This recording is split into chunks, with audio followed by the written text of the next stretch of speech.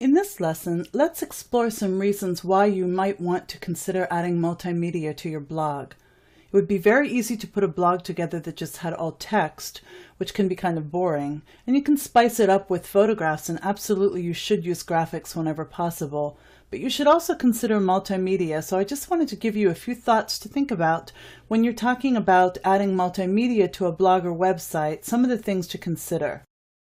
First of all, you have content to deliver and a message to convey, so it's important that you get that message across as easily and effortlessly as possible.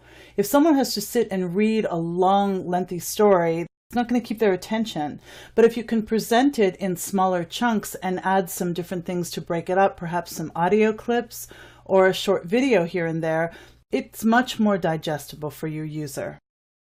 Your goal as a web designer, remember, is to wow your audience and give them interesting and compelling content. So again, instead of sitting and reading a newspaper, not to knock newspapers, of course, they're very important, but you want to break things up with photographs and, some graphics when you're creating a newspaper article, and it's the same kind of thing when you're creating a blog. You want to break things up and make it as interesting for your user as possible. Be cutting edge whenever possible, and that means using multimedia content and using it well. So you certainly don't want to add a video or some audio to your site that doesn't work or that takes forever to load. That actually can have the opposite effect. So you certainly want to do it well. Multimedia helps your blog or website be more interactive and engaging with your target audience.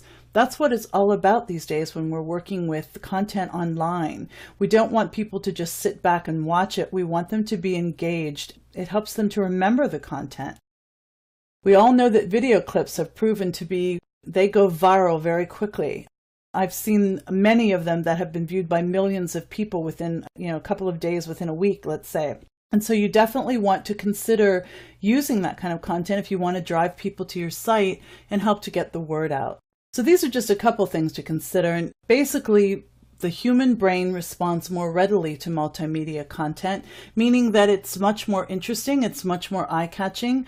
If you want some more evidence of that, take a look at the children's cartoons that we see every day. They're much more engaging and interactive than the cartoons that we had when I was a child. They're much more in your face, so things are moving much faster. You definitely want to keep in mind you don't want your videos or audio clips to be too long. That can have the negative effect on people.